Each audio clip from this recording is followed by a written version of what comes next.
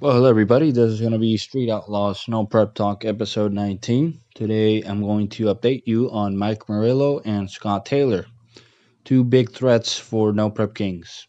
Please subscribe and comment and stay tuned. So, not only are Mike Murillo and Scott Taylor best buddies, they are extremely competitive and very fast competitors on No Prep Kings.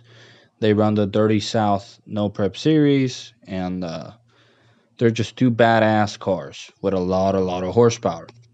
Starting out with Mike Murillo, which is a Season 2 No Prep Kings champion. He originally was going to build a new car for Season 4, but now he decided to update the chassis on his car. He was running the oldest built chassis on No Prep Kings. Now, obviously, as you may see on these pictures, it's a full double frame rail chassis.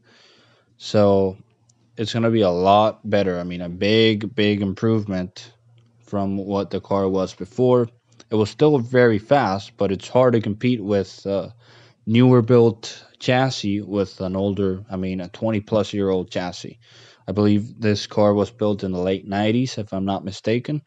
So this update's definitely going to make it a lot faster. The power plant is going to be the same. I believe it's a 565 cubic inch cast block, cast head Ford motor. No Chevy on a Mustang. It's actually a Ford. Twin position XPR 94 millimeter turbos. This setup is good for, 3,700, 4,000 horsepower at the tire. So definitely a lot of horsepower. And he can also take advantage of the weight brakes for the cast motors on No Prep Kings. He can weigh with the twin 94 millimeter turbos and no lockup. He can weigh 2,800 pounds, which is a lot lighter than the 481X and the Hemi cars. So Scott Taylor, obviously a Pontiac Firebird. I believe this car is an old Top Sportsman or Pro Stock car. I'm not real sure. He started out with this car in 2017, if I'm not mistaken. It has had a nitrous motor, Pro Charger big block Chevy, and now it has a Pro Charger 524 cubic inch Brad Anderson Hemi with, as I said, a 140 Pro Charger. He also ran the 136. As of Season 4, he's going to run the 140.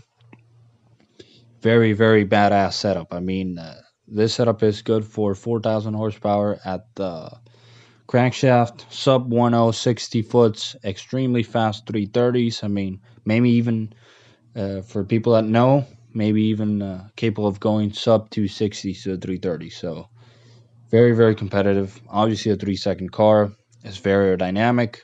This car hasn't really seen a lot of updates for this season, but it was still, it was extremely fast last season, and they're going to get it refined. All the bugs out of it.